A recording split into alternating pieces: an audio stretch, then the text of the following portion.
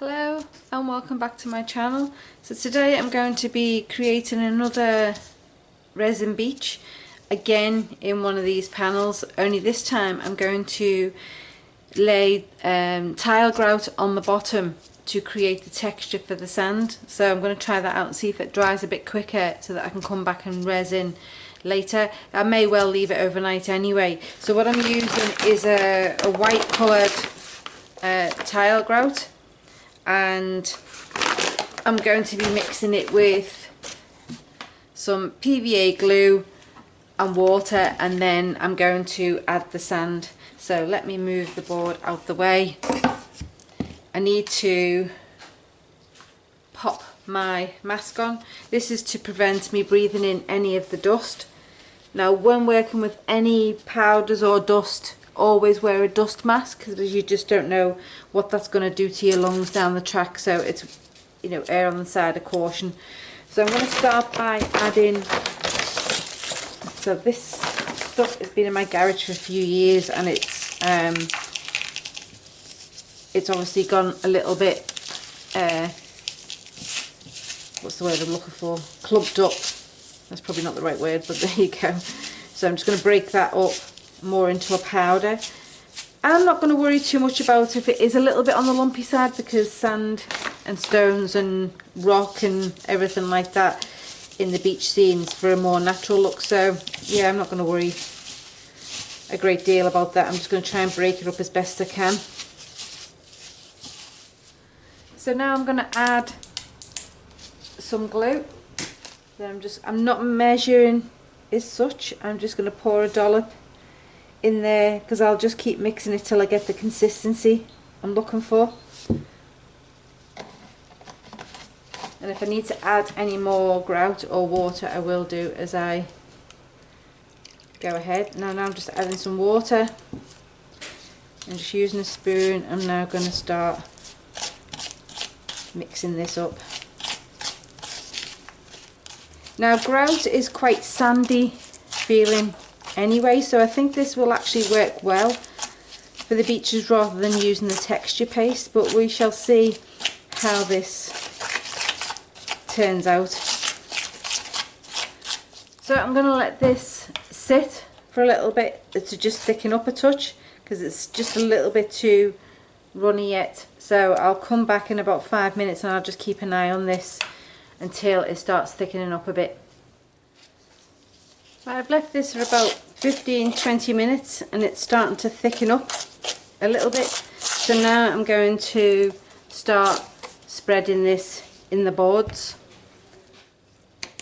adding some texture. So it's a little bit more grainy than the texture paste, and it actually spreads about a lot easier as well.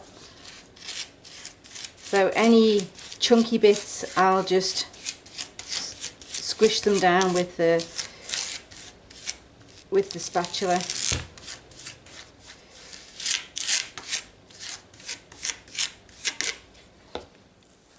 Now I don't want the sides to be a bit too high, so I'm just going to push them down a little bit. I don't mind a bit of texture in the middle, but I don't want to be too high so that when you see it through the resin. Now this area is going to have the stones in, so that can just be a little bit more raised. And also I had some of the resin that flowed into this area, so I just want to add a couple of little high spots here and there, and I will smooth that down a little bit with the, so I do have some areas that are not mixed, so I'll just mix that up a little bit better.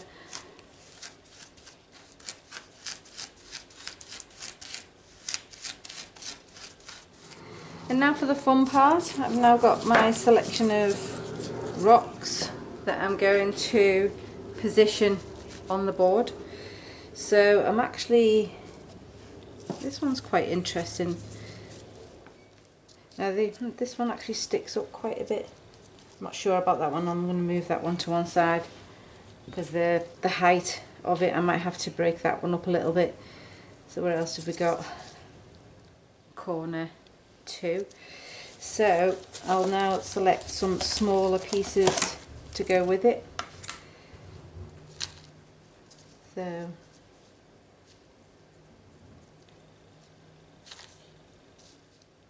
and like previously, I'm now sprinkling some smaller pieces on to create our little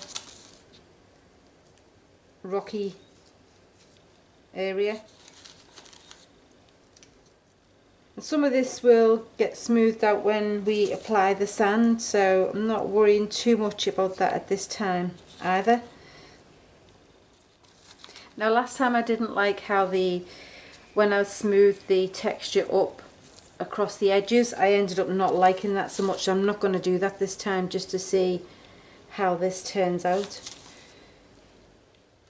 I did like how we were seeing some of the stones up in the water area, so I am going to sprinkle ever so slightly some stones out into the ocean area. Okay, so I'm quite happy with how that's looking so far. So now to add some sand and some dirt. Now as you can see, I salvaged some from the last piece, and I've got some stones in with the sand as well, which is fine. So I'm going to use that to then just sprinkle over the surface.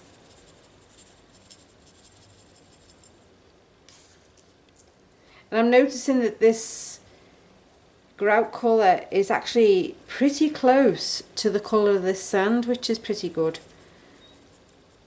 I know I'm easily pleased, but there you go.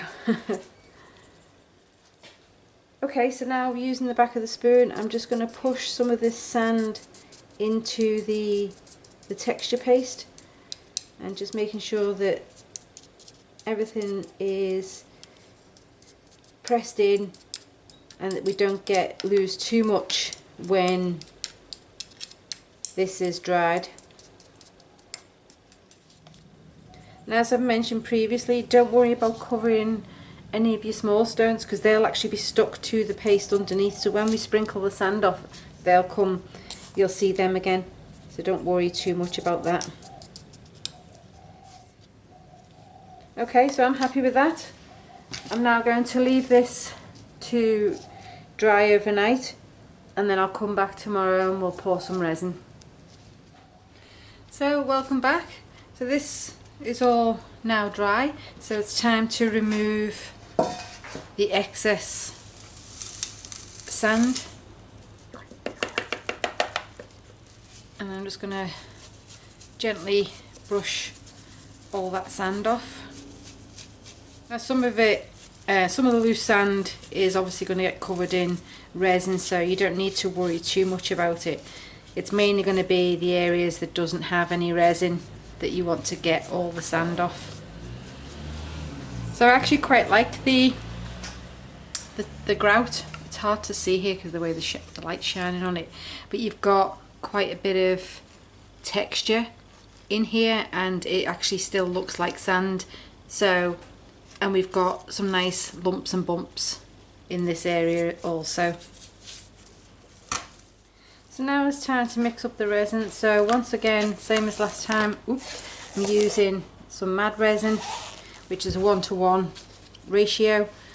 I got from Temu. I actually picked up one of these stirrers from Temu. Now the magnet that's supposed to hold this in is not very good, and it kept falling out, so I've just stuck that with sellotape. So I'm going to give this a whirl and see how we get on.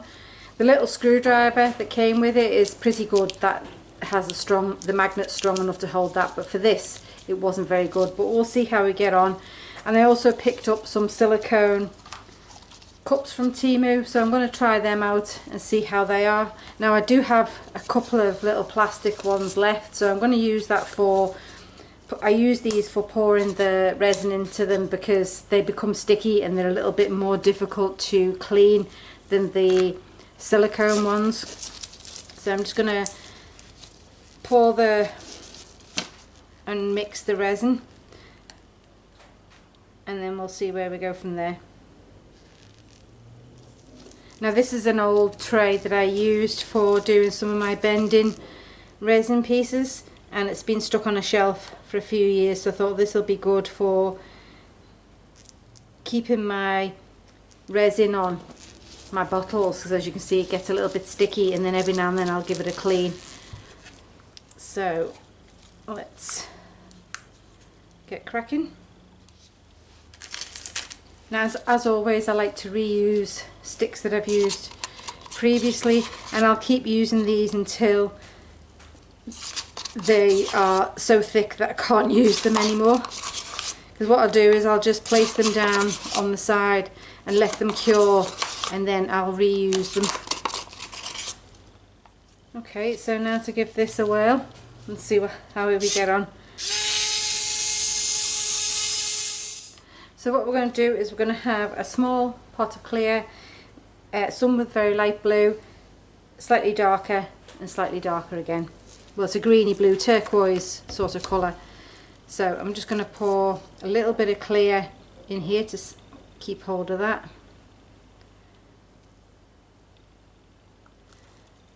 And then I'm now going to tint this with a little bit of the green and the blue. And the reason being I'm doing it this way because the volume is more, so trying to just add one drop to a small cup means that it's a little bit too dark. So I'm just literally just putting a tiny little drop on the end, and I'm going to mix that in and see how we get on with that.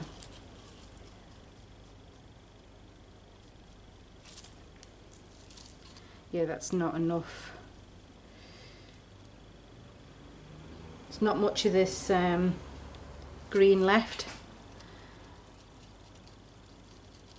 That's a bit better. So I'm just going to get a stick and mix it better.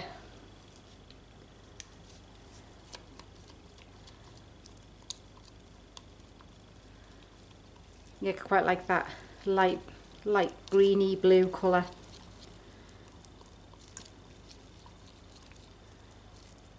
Okay, so now I'm going to move this and spread it across the 3 cups.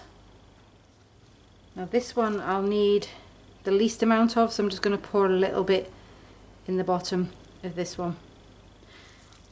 And I'm going to keep a little bit of this in here just in case I need some additional colours. So that's those. So let's give this one a quick mix. Just make sure it's well and truly mixed. Okay, so I'm going to just add a touch more green to this. I just want it to be ever so slightly darker, and then I'm going to add maybe a bit too much blue, so I'll stick that blue in here.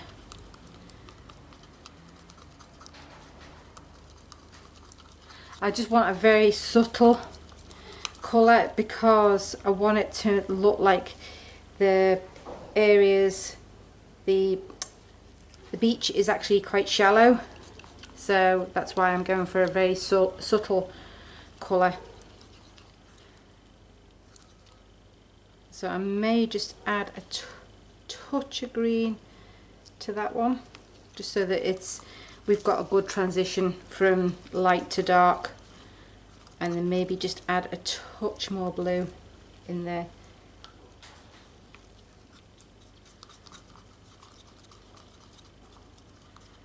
That's better.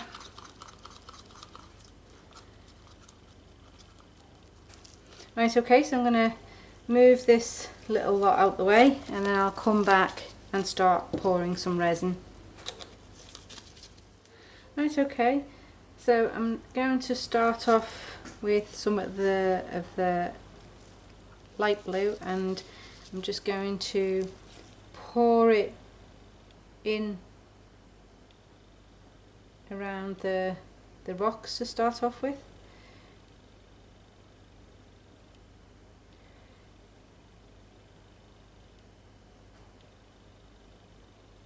Now I want to add a touch of white to the front edge.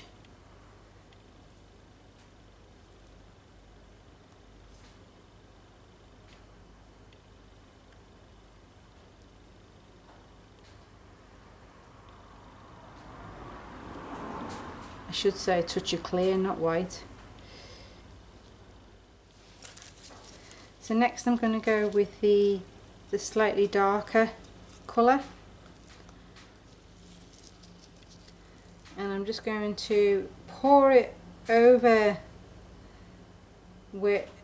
inside where I finished off, just so that we've got a little bit more of a blend going on. Now this area I want to cover,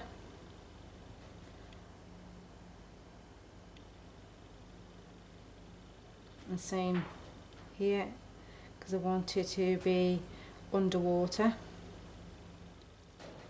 And then next I want to create a darker one. Again, I'm going over the edge of where we'd already started pouring, and this is just going to blend a little bit more.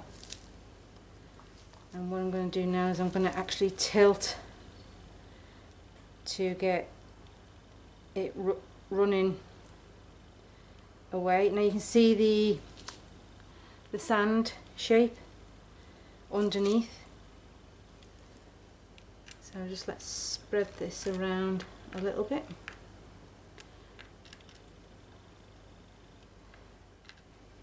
Now where's my trusty little tool, which I actually like for moving the sand around. Now this is just a silicone tipped brush, and then we're just going to blend it ever so slightly, but not too much, because I want to be able to see these ripples in the sand underneath. Now what I want to do is I want to add a little bit more clear just around this area, just because I had a little bit of a drip, and so I want to just have a bit of extra clear just running around here, just so that not too much. I don't want it to be too thick, so I'm going to use the stick to then just pull it back across the sand, and then this gives you your wet area of where the water has been. I quite like that there's a little divot there, so I'll just add a little bit there also. And again, I'm going to pull it back just so that it's not too thick.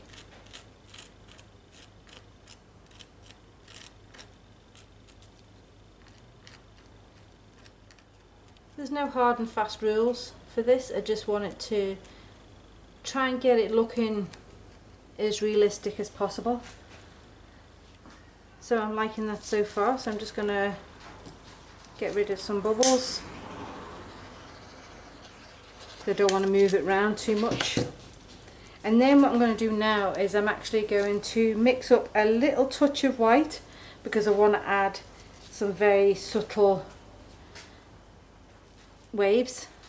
So actually I've got a little bit of the clear left there, so I'm quite happy that I don't need to use any more clear, so I might just move those to one side. Now I will leave a link in the description below of the products that I've been using. So for the white, I'm going to be trying out Resin's Pure White. So I've never used this product before, so I'm going to try this out for waves. So I'm going to get a cleanish stick, one that I've used previously. Let's get rid of that one for now. And then I'm going to take just a small amount of white, and I'm going to mix it in with the resin. We don't need a lot, because as you can see that is quite opaque, so we don't need a lot of that. So just let me pop the lid back on that to stop anything dropping in it.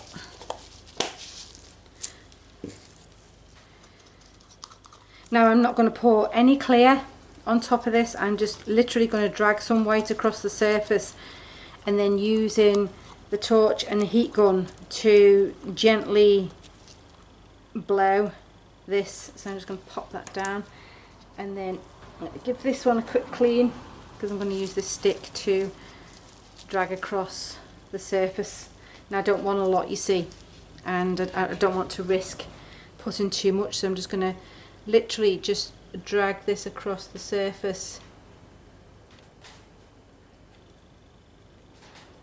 of the resin.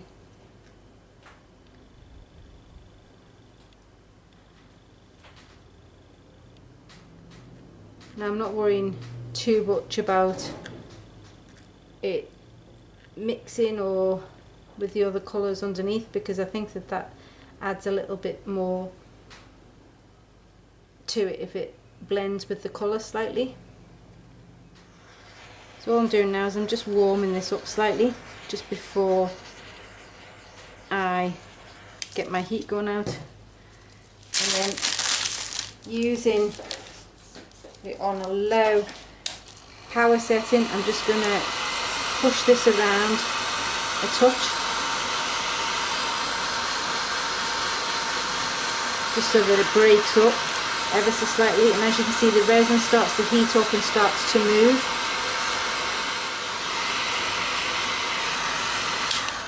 And sometimes you have to leave it a little while for the cells to start happening. What I do want to do is I want to add a little bit of white around these areas, little rocky areas. Again, I'm not looking for like really choppy seas or anything like that. It's just, I just want to give the impression that we've got some waves. So what I'm going to do is I'm going to add some methylated spirits, and that's the same as you can use turpentine, you can use white spirits. As long as it's something that can evaporate, then that's what I like to use. Now I'm just putting a little bit in a jar just so that I can pop the lid on it and then I can stop it evaporating and I can reuse it. So again, going to use a stick, and I'm now just going to just pull a little bit of the spirits across the resin, and this helps to make it move. You can see how it starts pushing the resin out.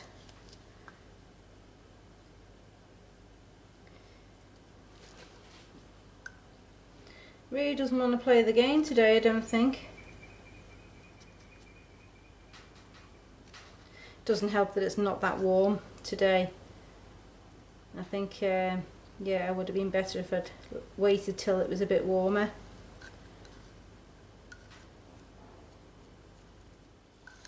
So let me get you a bit closer so you can see what's going on. So if I just go over here, so you can see what I'm doing. So I'm just literally just pulling some of the spirits onto the white, and that's just going to push it round a little bit, because I don't want to go mad blowing it, because I just feel that it wouldn't look right on something this small.